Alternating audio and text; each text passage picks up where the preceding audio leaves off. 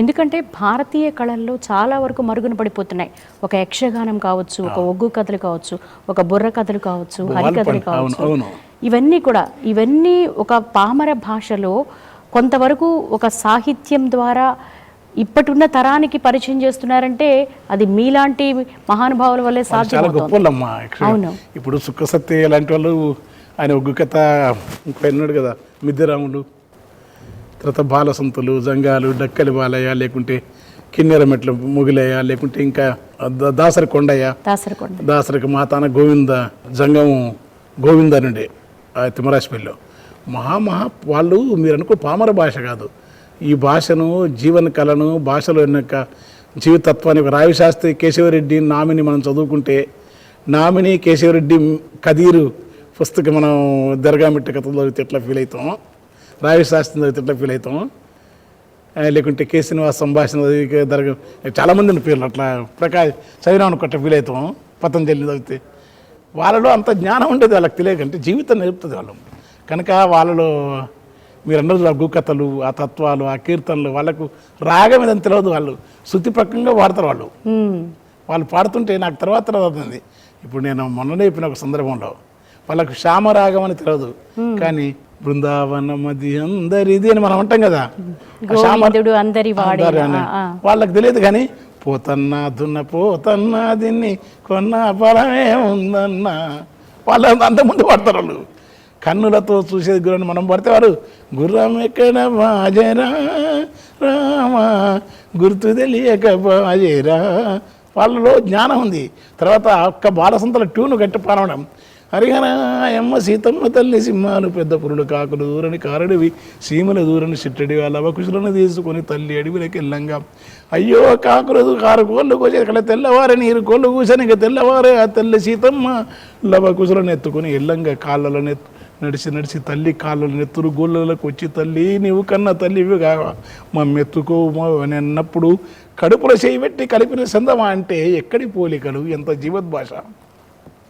ఎవరు దుఃఖం ఉంటారో, ఎవరు అణిచివేత భగవంతునికి వాళ్ళ ఇష్టలు. సరస్వతి వాళ్ళ నాలుకలందరూ నాట్యం ఆడుతుంది. సరస్వతి మిగతాళ్ళంతా తెచ్చిపెట్టుకున్న విద్య.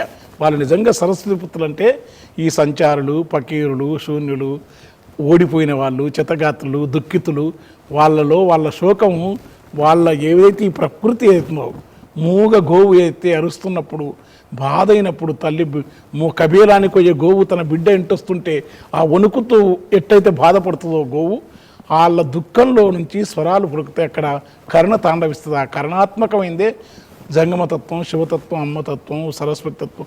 వాళ్ళ లోపల సరస్వతి ఉంది, సరస్వతి పుత్రులు.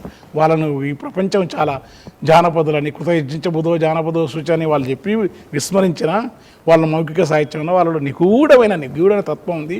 వాళ్ళకు నిజంగా నన్ను కేశవరెడ్డి అన్నాడు, ఎవరికి దేవుడు తొందరపరిచేయటం ఇతడు అన్నాడు. ఓసారి పోతే నేనున్నాను, వేరే కోడిశ్వర వీళ్ళందరూ వచ్చినారు. నేను ఇంక చెప్పలేక ఒప్పుకున్నాను.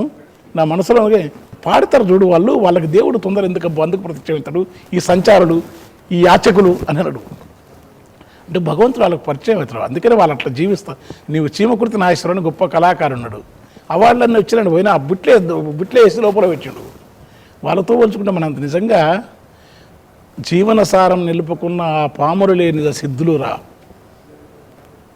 జీవనసారం నిలుపుకున్న ఆ పామురు లేని సిద్ధులరా, బావిల కప్పల వెకబెకరిసే బోధకులు ఎర్రి అని రాసిన. అంటే అందుకని వాళ్ళ దగ్గర పోతే జ్ఞానం వస్తుంది. అంటే ఈ పుస్తకాలు లేదని కాదు, పుస్తక జ్ఞానం, ఆచార్యులు, పరంపర, శంకరాచార్యుడు, రామానుజాచార్యుడు, మధ్వాచార్యుడు, మహాయోగులు, గణపాటులు, వాళ్ళ తత్వాన్ని కాదనం.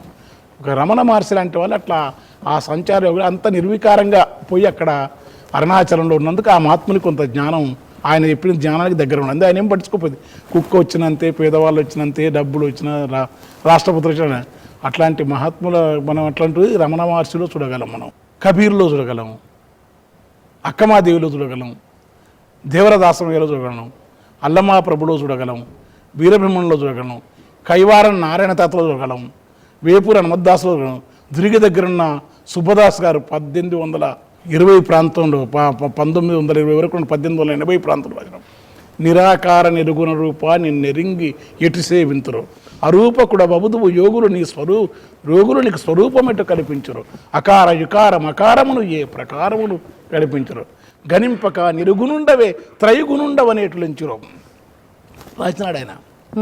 ఎందుకు కొండ వంటిది మోహము కొండ వంటిది మోహము ఉండబోది దేహము తిండి గల్లిగితే బాగా నెత్తురు కండలను ఎగబెరిగి తుదకును పండుటాకు విదంబునను భూమండలంబున రాలి పడుదురు. దుర్గదాస్ సుబ్బదాస్ మతాన కాశిదాస్ గారు అద్భుతంగా రాసినాడు, అచల తత్వాన్ని రాసినాడు కాశిదాస్ గారు. చంద్రయ్య గారు మహానుభావులు ఎందరో వాళ్ళ చరిత్రకు ఎక్కలే, వాళ్ళని చరిత్ర మీలాంటి వాళ్ళు మనలాంటి వాళ్ళు పట్టుకుంటే ఆ విధంగా మహా మహా మహా వేల చరిత్ర ఎన్ని వెన్నెల వాగులు ఇంకిపోయినో ఈ ఎన్ని కస్తూరు జింకలు ఇడేనో ఈ నేలపైనని జాషువా అన్నట్టు కటక కుండల మీద మీటకరించని ఎన్ని పోయినవని అలాంటి మహత్వం అంతా లిపిబద్ధం చేస్తున్నారు కొందరు. అందులో జ్ఞానం అది వాళ్ళతో వాళ్ళు పరిచయమైన వాళ్ళ భాగ్యం ఏంటంటే వాళ్ళు నిర్వికార స్థితిని సాధించిన వాళ్ళు బాహ్యానికి అంతరానికి తేడా ఉండదు, ఆంతరానికి బాహ్యానికి భ్రమలకు ఉండదు. అలాంటి వాళ్ళే నిజమైన గురువులుగా భావిస్తున్నాను. అందులో అలాంటివే మా గురువు కూడా శివప్రకాష్ గారు.